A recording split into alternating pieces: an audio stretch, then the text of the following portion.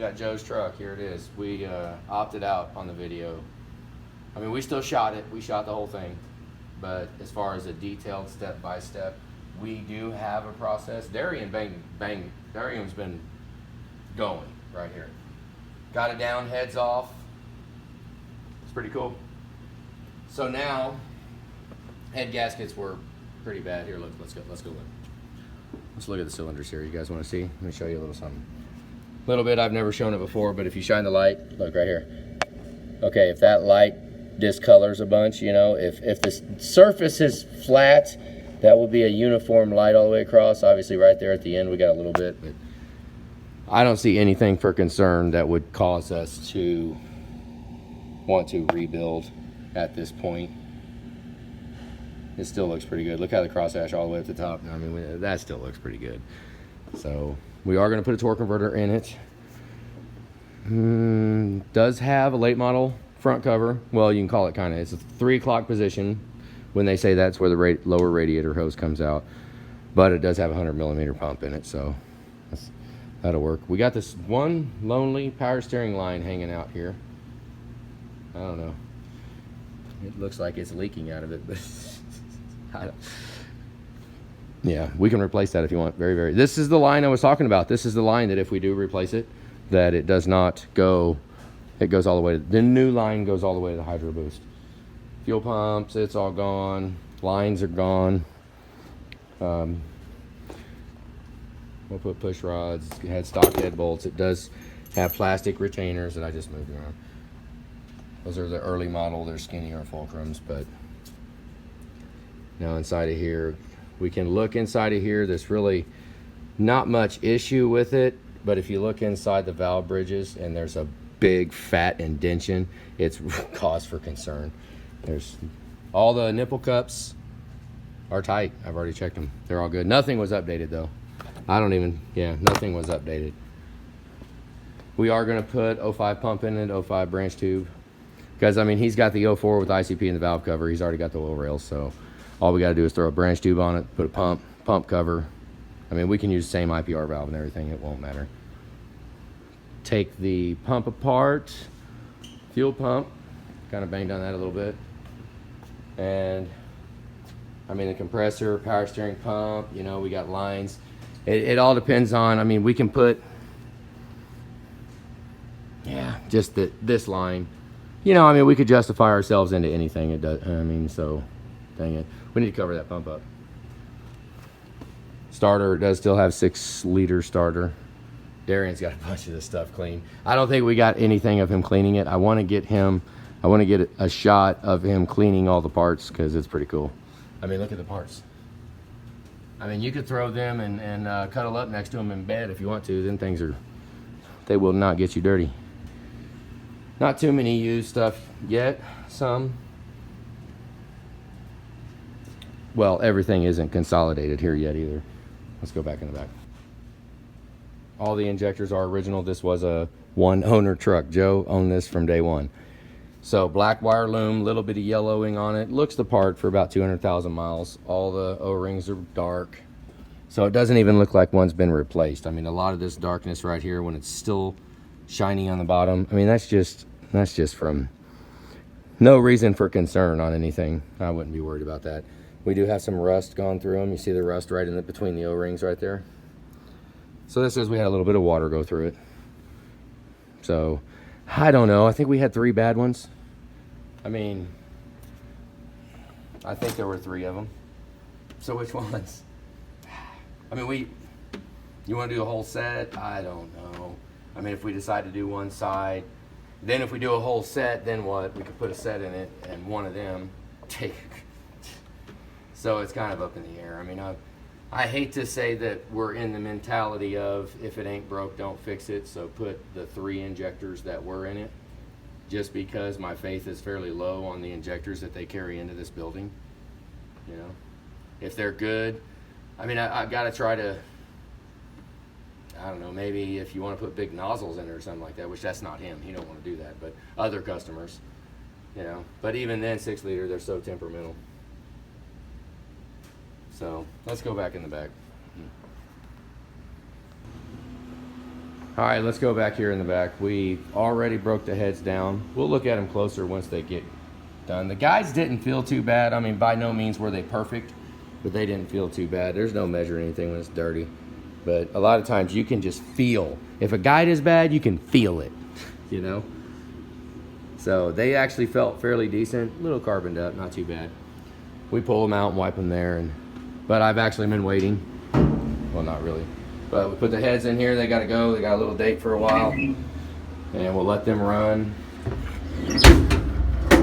Right? And then he's got the rocker boxes getting ready to go in there now. So we'll look closer at them once they come out because they're disgusting. I mean, it ain't even worth looking at it. We know we're going through it. Did have a Ford OE oil cooler. I've never had an O-ring come off right there. Wow. Never had one stick. It is Ford. So, clean the adapter flange up. Oh, we had the clogged oil cooler, remember? So, we'll kick that on here in a minute. Yep, got the exhaust off. That's cool. It came apart. Yeah, because you notice it has clamps, not those U-bolts. Those U-bolts, they're horrible. Don't put those on your exhaust. Don't do it. They're freaking horrible. So that's pretty much a rundown. I mean, it's a stud job. I would have liked to have shown you more. I mean, we still can, because we do have, I mean, we probably have even more of a detailed procedure for breaking the engine down to this point, and then we have more of a procedure for getting it out, which is what we're about to do right now. Are we doing that right now? Huh? I don't know. Are we? I mean, I guess we could. It's 5:30. Dang it. So, what do you guys see there? See, looks like a motorcraft filter popped into another cap. That's fine. Dang it. Hey, look, those nasty things you saw in the other video. Look, they're all clean. Bottom's not too clean, but they're clean. Awesome. All right, that's it. I mean, glow plugs, you know, all the same old stuff we do. I mean, all the bolts are all bagged up. Everything's all. One of these days we will show you the entire in-depth, step-by-step process, because it is a step-by-step process, and we about got it down to a routine. And honestly, it messes me up if the routine gets messed up. So it's like, maybe that's a little too, whatever. Pull the wiring up. Once we get the engine out, we're gonna power wash. We'll do all that. So. But for now, figured I would show heads off. There's really not much to see on cylinders. Deck surfaces, they're freaking nasty. It'll be all right though. We'll get it over on the stand. We're taking it on the stand so we can, two sides, we'll put the late model branch tube and the torque converter. So since we got to do both of them, let's go ahead and take it apart, reseal the front and the back. I don't know about the bed plate. I mean, honestly, I'm kind of thinking we ought to leave the bed plate alone. I mean, it's grimy and stuff, but it doesn't have leaks. It's pretty, new cam and crank sensors. I mean, it just, you know, in order to do the bed plate gasket, you got to expose the mains. And this engine's 200,000 miles, and it actually seems pretty freaking happy. So, you know, at what point are we just trying to be too picky? I mean, I'm game to. We can. Because, I mean, it's not bone dry, but we will clean a little bit of it. But I just don't think I would rebuild it unless we want that massive peace of mind. We're already going to put lifters in it. So we'll put those high lift Johnson lifters in it. Who knows? Rambling on now. So heads are back in the spray cabinet. Rocker box is in. Everything's trying to get cleaned. And let's get the engine out.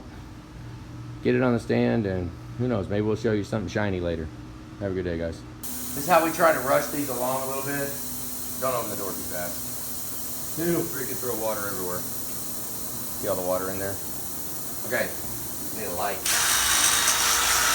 Now go around, just be careful not to hit the seat. Just try to rush it along. Oh, it's gonna be too foggy. Look straight down in there.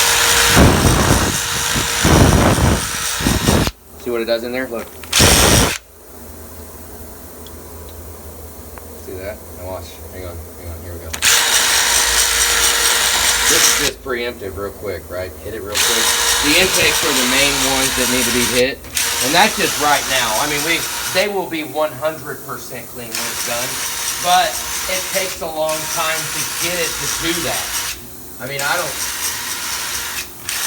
it's not a quick process if you want it clean. And ideally, there'll be no more grease coming through this. Now I destroy this bit. I mean, I destroy it. But I don't really like leaving it here.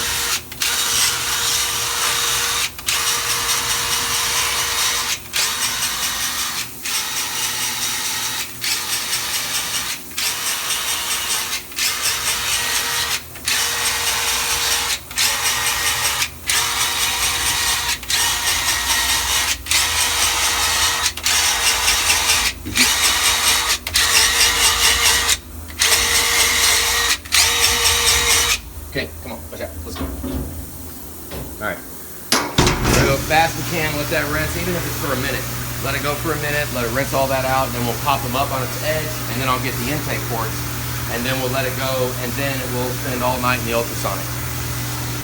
Okay, that's a little taste right there of what a detailed thing would be, because we do that on every single set of heads. It's almost like we do the same thing over again, so there is a process. And so you just saw, what is that? That is probably step, I don't know, 10,075, something like that. We're pretty far in right now.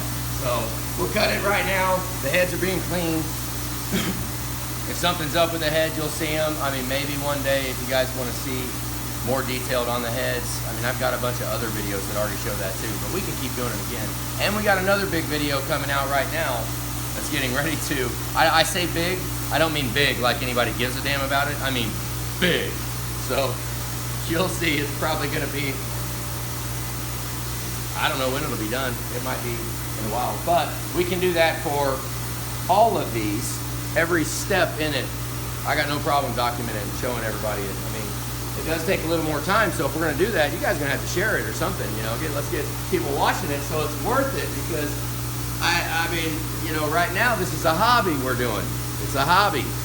So if and when the time comes that hobby turns into a revenue-generating stream, well, then maybe I'll devote a lot more time to it. But until then, man, we got to go to work, right? So have a good day. All right, guys, I've ended this video 3 times. I know.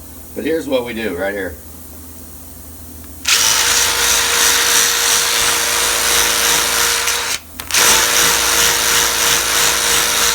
It is freaking nasty. So we run that along to clean those. Then we'll put it in, let it go for a little bit.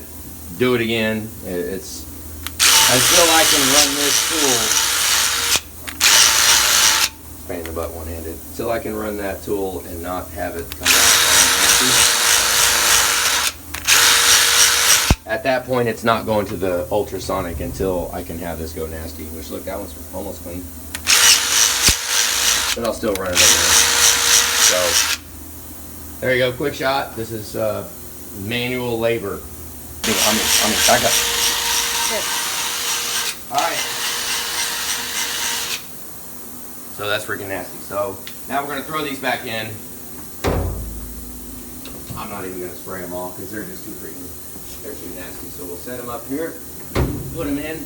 Okay, let's go in real time. Let's watch. You talk about, I had a guy come in today that we're doing a 6.4 for him, cash and carry engine, and I told him it's $2 a minute for his spray cabinet. $2 a minute. He said, "Oh man, whoa, okay, that sounds like a lot of money." But then I asked him, because he just did his truck and he did his intake. How'd he do his intake? He took it to the car wash. I said, "Oh, how dirty did you get?" I said, "That $2, that spray cabinet does what you do by hand." Well, let's see. Let's just see. This is real time. I just ran it here for a minute. I don't think we cut it. Let's look and see how it is. Just in that quick. If you touch it. Okay, let's go in real quick.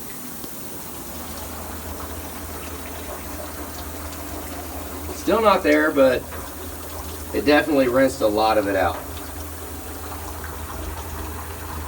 But it's still not clean. But imagine that. That was 3 minutes in there. So I hit it with the wire brush one more time. I mean, they'll be clean in... That was like 26 seconds. Okay, 26 seconds. So imagine if it's in there for longer.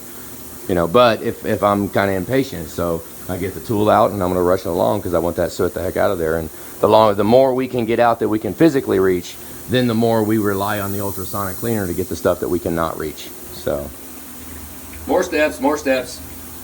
I'm done now. That's it. Have a good day, guys.